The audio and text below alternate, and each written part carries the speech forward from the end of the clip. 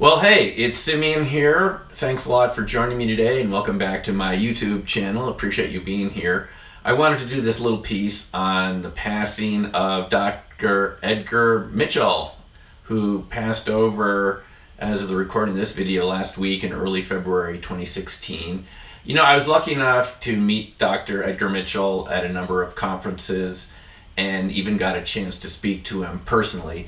You know, Mitchell was an Apollo 14 astronaut. He was the sixth man to actually walk on the moon, and he was also a naval officer, a naval attack plane pilot, and a graduate of MIT. So he was a highly skilled, highly accomplished person, and he had a lot of interesting ideas beyond his experience of going to the moon, or I should say as a consequence of going to the moon and coming back. It really changed his view on who we are and our role in the universe. He called it the so-called overview effect. I remember being at a conference with him once in Fort Collins, Colorado, one of the New Sciences conferences, which had a lot of great speakers on really nice new science ideas. And he talked to us about the feeling of being on the moon and looking up and seeing the Earth overhead as he was doing his things on the moon that he was doing for the Apollo mission, and how it gave him a feeling like we're part of a much bigger cosmos, a much bigger universe, that we're just a small part of it.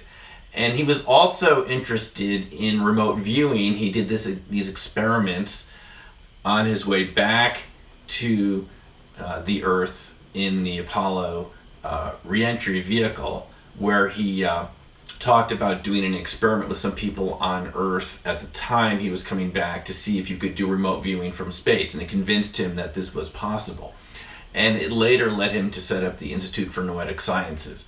Now, we all know of, Dr. Mitchell as an Apollo astronaut, an American hero, but you also need to know that he was unequivocal in his belief that we are being visited by extraterrestrials. He grew up near Roswell, New Mexico as a teenager. He considered Roswell, New Mexico area his hometown. He grew up just south of there in Artesia, New Mexico, which is very near Roswell. And he said to us, I heard him say this, live, that when he was growing up there, everybody knew that something had happened in Roswell that was much more than a weather balloon, that it was something very serious. He said everyone in the town knew that it was something very serious because of the military presence after the events of July 1947.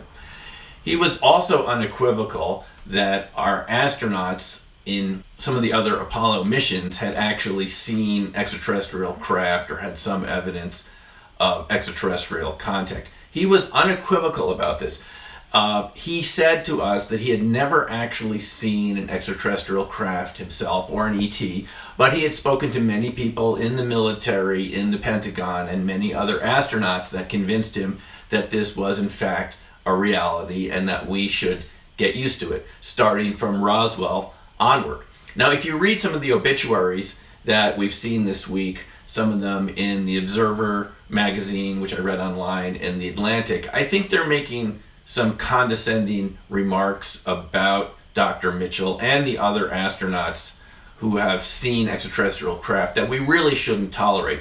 What they're saying to us is that people like Dr. Mitchell had kind of weird ideas. They said there was even an idea that maybe people who come back from the moon, astronauts, they've suffered from some sort of lunar effect, that it makes them kind of weird and strange.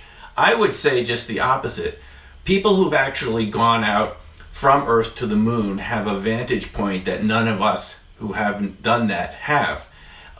We pick them as astronauts because of their intelligence and their skill and their sense of judgment, and we kind of praise them for this. We laud them and say what great people they are to be able to do this and to go out into space and come back, and how much resources and skills that requires of a person to be able to do that. And yet when they make statements based on their experiences, institutions like NASA just totally disregard it and say that they are mired in controversy because of these beliefs, and they basically make condescending statements about them. Now, I would say it's not the burden of proof of astronauts to prove to us that ETs exist. It's actually the burden of proof of NASA to investigate it as our space agency, to actually wonder why, seriously, astronauts like Dr. Mitchell and Gordon Cooper, who also said that he actually was present at Edwards Air Force Base in California in 1957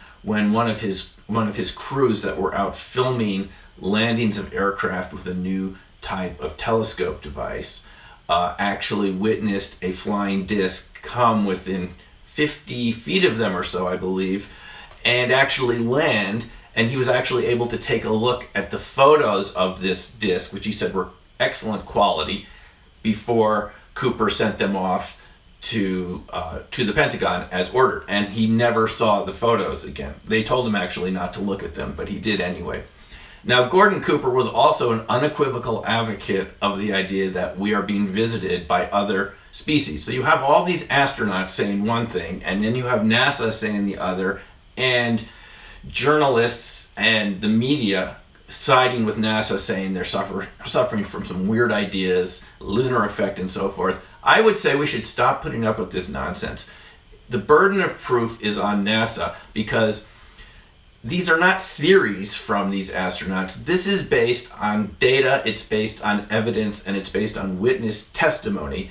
The reason people, Gordon Cooper and Dr. Edgar Mitchell, believe in something like an extraterrestrial presence near and on the Earth is because they've spoken to highly credible people in our own government, in the intelligence and military agencies, who say it's real.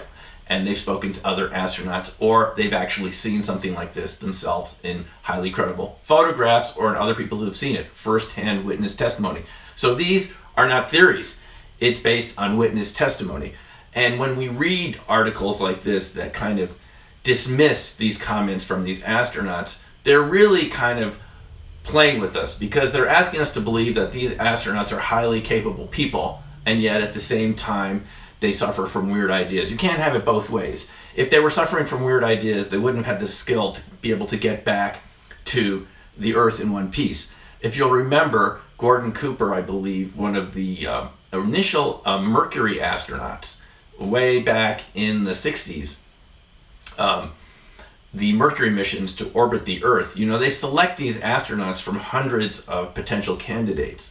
And Gordon Cooper was selected for the Mercury program. Now, in mission number 19, the electronics failed in his orbiting vehicle, and he had to land his vehicle mechanically from his own skill and intuition. He had to calculate the re-entry attitude of the vehicle so that it came in just at the right angle towards the Earth's atmosphere. If you come in too shallow, you'll skip off the Earth's atmosphere and we'll never see you again. You'll keep going. Or if you come in too steep, it gets too hot and you'll burn up. So he had to calculate the correct angle of re-entry. He had to look out the window of his spacecraft and look at the stars to figure out where he was. And then he had to figure out manually how to fire the thrusters, do all those three things at once, and he did it so well he landed right near the aircraft carrier that was supposed to pick him up. So people with that level of skill do not make things up, as far as I'm concerned, and I think we should expect more of our institutions than just to make dismissive comments like this about highly qualified, highly experienced people when they tell us that the view of reality that we have doesn't fit the evidence that they have seen. And so that's what I'd say for the moment about it, and I'm hoping that you get to investigate this on your own and you can come to your own conclusions about it. Thanks a lot for listening, and we'll talk to you soon. Take care for now, and bye-bye.